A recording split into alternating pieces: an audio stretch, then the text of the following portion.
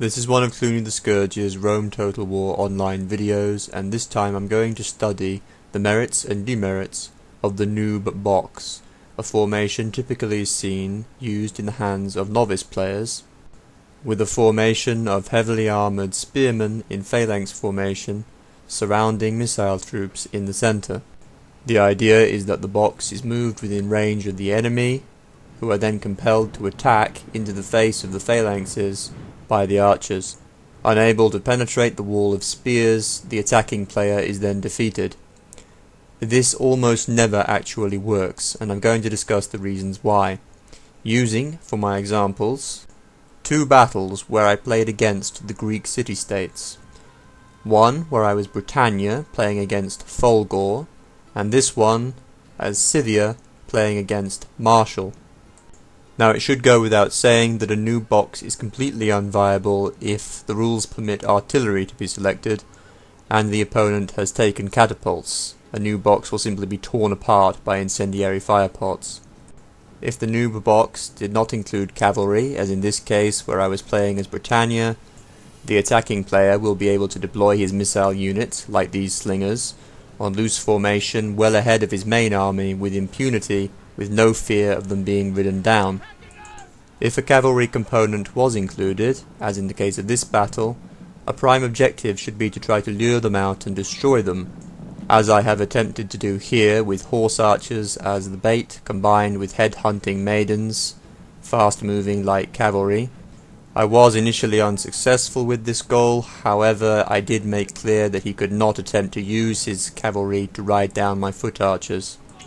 Now, here is an important lesson to learn. Missile units need space in which to fire.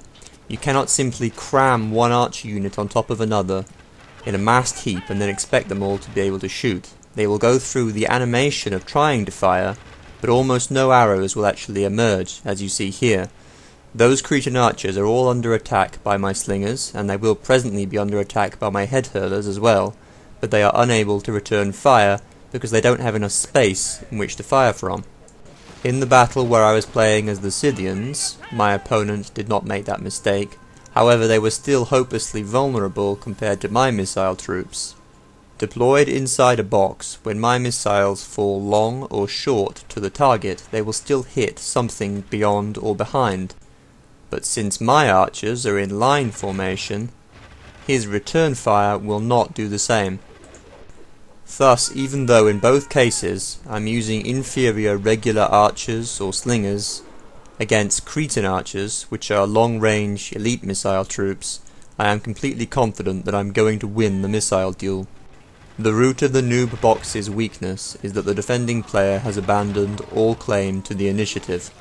The attacking player can and should surround the enemy at will and decide how the battle should proceed. And when I eventually make my melee attack, as a barbarian player in this case, I will be able to freely make use of my Warcry ability to increase the attack stat of my infantry. And when my opponent is defeated, he'll know that it is I, Cluny the Scourge, who encompasses his doom!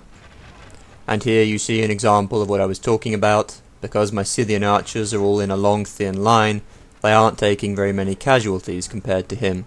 Even though he's using Cretans and Rhodian slingers, and from a height advantage, they're simply no match for me. I'm going to gradually wear him down.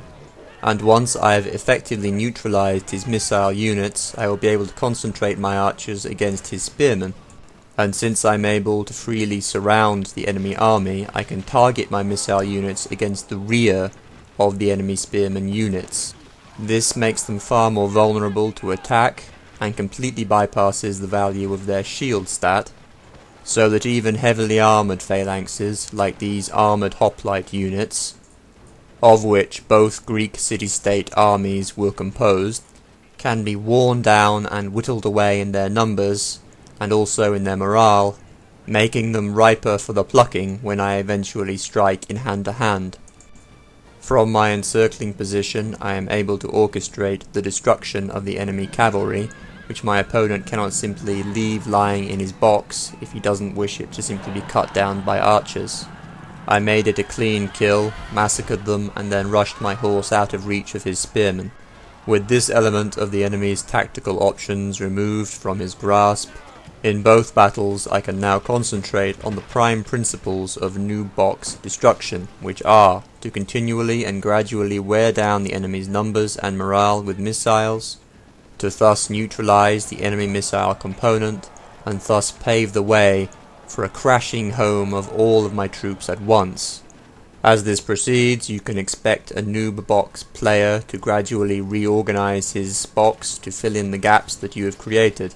This will generally mean a smaller box, or as in this case, a heap, where all of the units are crammed on top of one another.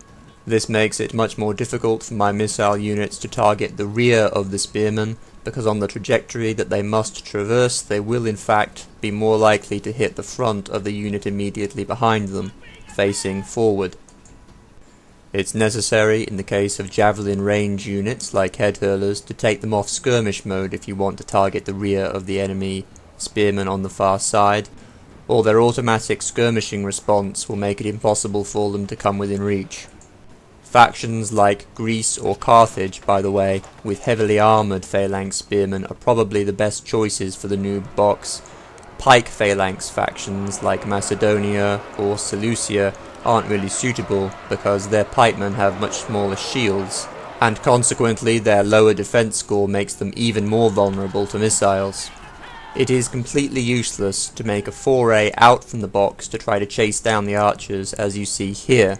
On skirmish mode they are not going to catch them, and they simply make their flanks vulnerable to missile attack, and also to envelopments by your melee units, which are more likely than not to cause them to rout simply by the concerned by number of enemy effect, which becomes ever more likely the further away from the centre mass of the noob box they travel. Now, as you will see here, this box, which is formed into a kind of Rice Krispie square formation, is now under continual fire arrow attack from all sides. That's gradually wearing down their morale as well as their numbers. Insist upon using up all of your ammunition before you attack in melee, because there's no reason not to. Use triple speed for this purpose if your enemy will permit you. If they won't, then simply be bloody minded and read a book for as long as it takes. That will also give plenty of time for your melee units to recover any loss of fatigue levels they may have suffered. If it's of interest to you, the battle where I fought as Britannia saw me using 6 slingers, 6 head hurlers, 3 units of warbands, 4 of woad warriors, 1 of druids, and 1 of war dogs. And Folgore took 10 units of armoured hoplites and 6 Cretan archers. In the battle where I fought as Scythia, I took 6 units of archers, 2 of noble women horse archers, and 6 head-hunting maidens, that's fast-moving axe cavalry, while Marshall took 6 units of Cretan archers, 3 Rhodian slingers, 6 armoured hoplites, and 4 Greek cavalry. So, after you've worn them down sufficiently, if they haven't been defeated entirely by missile units, make sure that you deliver your attack with all of your forces at once, including your missile units. The additional weight of numbers that they add will contribute to the distraught by number of enemy effect and cause your opponent to rout more quickly. Also, try to target your infantry against hinges in the enemy box, rather than simply charging your troops headlong into the front of the phalanx if that's possible. Once again we witness the advantages that the complete abandonment of the initiative the noob box player gives to the attacker. He can choose his targets freely, when, where, and with what weight of numbers he will strike. Could the noob box be made to work? Probably not. It would be interesting to see what would happen if you attempted one with the phalanxes set to loose formation. That would make them less vulnerable to missiles. However, of course, it would also make them far more vulnerable to the eventual hand-to-hand attack. I'd also be curious to see how a noob box would function inside woodland, where all of the units would be receiving a cover bonus from enemy missile fire. So, novice players or noobs, box formations are only an option for consideration after you have disabled the enemy's missile component. You most commonly see them in that context when the need is to defend against enemy chariots.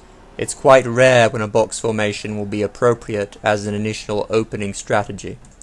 New players keep playing noob boxes, however, even though essentially they've already lost.